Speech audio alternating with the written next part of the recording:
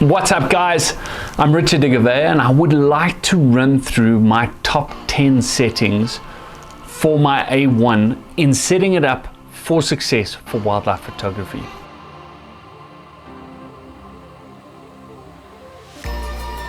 I believe that setting up your camera and getting the basics right is key to capturing the incredible moments out there in the field. There's certain things that people will do and everyone will do differently.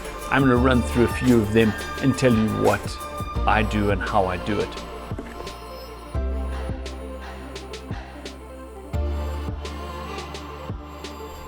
Focus area, there are many different ones here. These are the 4 major ones that I use. I've turned the others off. I use wide focus, which basically looks at the entire area of the image. I look at the tracking or zonal areas, which then allow me to put different blocks in different places. We can go in there again and have a medium spot or a small spot. Those are the 2 I choose. There is our tracking spot. Now tracking I have set into the same idea.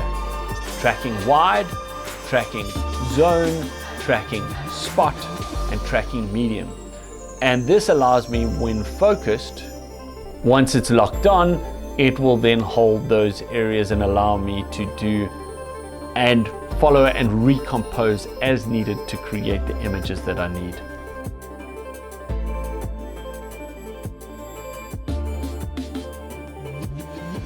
Also, the other part of this amazing camera is what are we doing? We can turn our face eye priority focus on and off. I can choose human, animal, or bird as my options, and I have created a shortcut key C1, which is the thing that will roll through these. You can see it going from animal to bird to human to animal to bird to human just by pushing a button.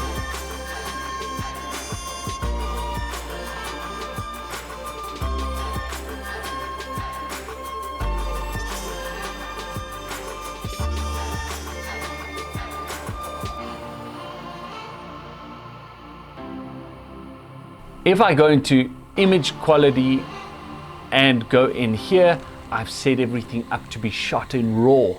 So RAW is my go-to. A lot of people will shoot RAW and JPEG. I find it uses up space. And what I will use is that RAW image will go into Lightroom, which I use for my editing, and then move it through there. Or I'll import it to my phone, edit and push and pull that image as you need. My file format for movies, I like to shoot at the high speed, but what I've done is on the top menu over here, the 1, 2, and 3, I've set up differently so that I've got shortcuts to certain movie modes. So number 1 for me is aperture priority. What I've set up number 2 as is high speed 4K, and what I've set up number 3 as is an 8K video, and effectively that gives me good space. And within the movie settings, then you can choose your frame rate and your bit rate. I like a faster frame rate to be able to freeze and slow down action so that I can get the slow motion effect of a lot of things.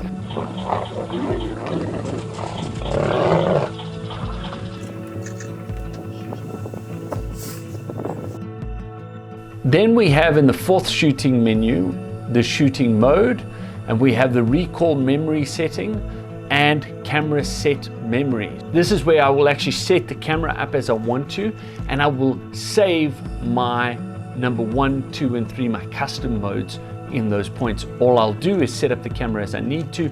So like I said, my number 2 is 4K, 100 frames a second. I will set up my picture profile. I'll set up every part of that. My white balance, my shutter speeds, aperture, all of those different things. Then come to camera set memory, and I will click that and then choose where I want to save it, and Bob's your auntie, you have the right place. Drive mode, our continuous speed. These are my basic settings. Low is on 5 images, mid is 10 images per second, high is 20, and high plus is 30, and all of these are found on the little ring over here. Now, for the most part, I'm shooting in mid.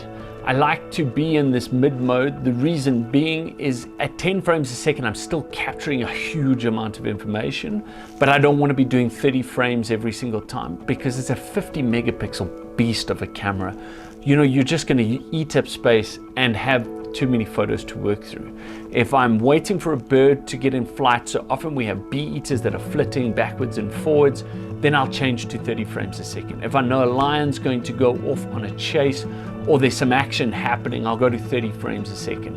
Reason being then is I have the choice between individual frames, 30 of them in a second, and sometimes you can even take them, put them together, and create a little time lapse with it.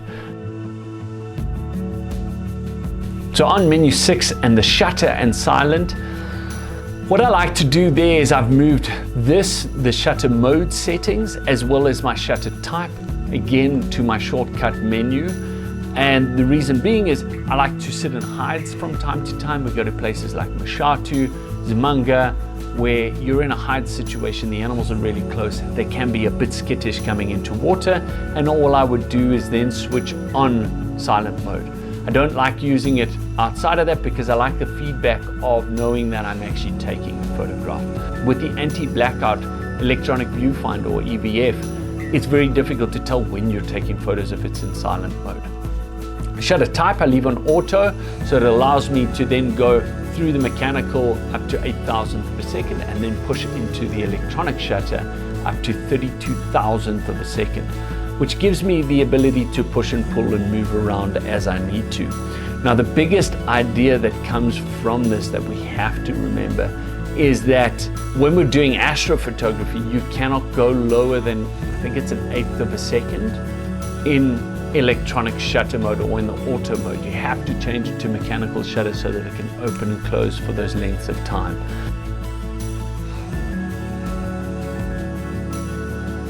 Then in ISO, I like to set this up in the beginning. I manually change my ISO as I shoot. If you're into that and already doing that, it's a good thing to do because it gives you control over the noise. These new cameras can do incredible things. I've shot images at 16,000 ISO, video at 24, 32,000 ISO with very little noise. For the most part, an image is meant to be seen big and whole, like the big rhino picture behind me. If you look at that picture, the idea is that you're looking at it from a distance. We're not walking straight up to it, taking a look at it. So I set my range. I won't want it to go much higher than 32,000th of a second, and I leave my minimum shutter speed at standard, but you can alter that to fast, faster, and the different things as you need it, according to whatever your necessity is, especially if you are shooting on an auto ISO. White balance is quite key to a lot of images, and there's some amazing photographers that have really used white balance to their advantage and really created some incredible images using color as their means, and that white balance, that warmth, cool pinks, blues, purples, and push them around so that it creates and generates a feeling. I like to live in daylight. The reason being is to read the light as it is. I'm not letting the computer try and figure out what's white and what's not. And because I shoot in RAW, I can push and pull that after the fact quite easily.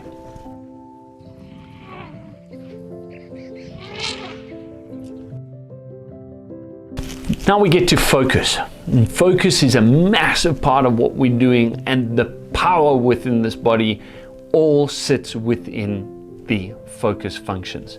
So when I go in here, I have set my priority set. So when the camera actually takes the correct reading for AFS, which is static or single point, I use that in at autofocus, at the point of focus.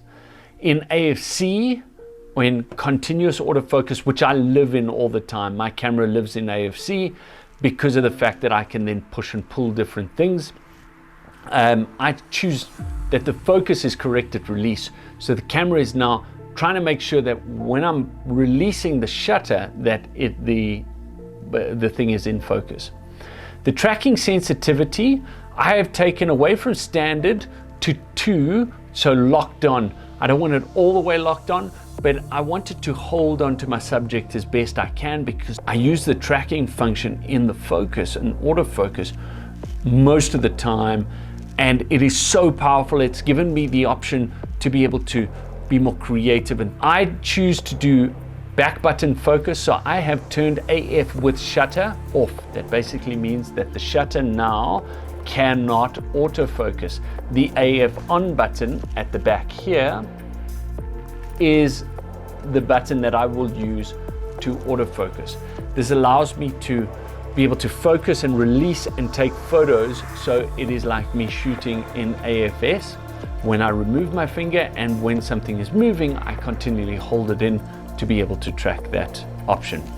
I'm almost at the point of wondering if it's greatly necessary with these cameras, because the tracking is so accurate and so good that very often I don't need to recompose or have to take my finger off to do that. But it helps with other things like my astrophotography. I can focus, let go, and not worry about it trying to refocus in between each shot. I can just push the shutter and carry on.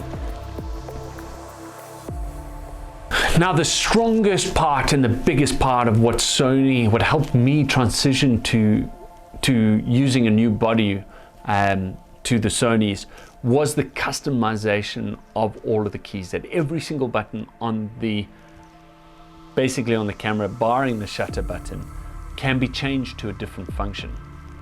So I'm going to run through a couple of my custom key settings so that you can see what's going on. So effectively, my rear wheel, I have changed to exposure compensation, allowing me to go add light or remove light just by rolling that while looking through my EVF. I have number 2, the AEL button over here as my registered AF area and AF on, so that if I wish to go to tracking of birds in a zonal form, I will push that. Number 3, the AF on button, I will use as my focus. Obviously number 4 is where the little red dot is, and that is my record button. 5, up on the top right here, is my white balance, and then I've put number 4 down at the bottom here, my focus area. And it's amazing how these buttons here, especially that focus area button, I use quite a lot, because with the EVF, as I push it, I get the menu coming up in my eye, which allows me then to change whatever I need to. If a subject is stuck behind a bush, or the tracking is faltering because there's moving grass in front of things, I can change to a small spot, to different things, so that I can quickly access those areas and move through them. My focus standard, and I've left my ISO as the ISO button, which is on the back here, just on the edge of the reel. If I push right, I get my ISO and I get to change that. So my exposure values on the wheel and ISO is on the wheel, so that helps me a lot. Number C1, I have put on as my face eye subject select, so I can choose who is who. And then I have used C2 over here as my APS-C Super 35 zoom in, so it gives me a crop factor should I need it. I use it sometimes with video. For the most part, I don't use it with photos because I can zoom in while I'm on the computer, or full frame, so I can switch between those two as I need to.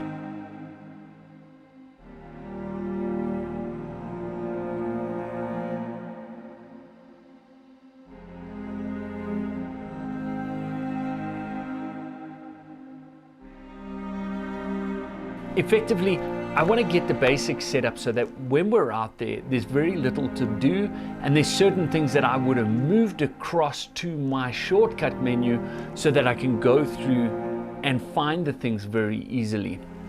Shortcut menu is here by the star, and you can see I've got two menus, my menu 1 and my menu 2, and this allows me to not have to go through the entire menu, which is quite comprehensive on the A1. Fortunately, they've changed the menu system up for the A1 and the A7S3, and it's made a huge difference logically, but still there's a lot to go through. So what we want to do is set it up correctly the first time so that when we go back to this, we don't have to go through all of it. So the menu systems are going to work really well. How I would add things to the menu system is to go to my menu setting, add item, and then you would go through the list of things that you already have and find the things that we are looking for. So the format function I have put in my shortcut menu. It's the first thing I do, because every time I put a card back in and I've dumped the card, I will format it so that it's clear, because when you format a card, it brings it back to the native language of the camera in choice or that you're using. Now, if you're moving from one camera to another, what can often happen is they speak different languages, which means that you might get a corruption in the card. So format moves straight into my different pieces.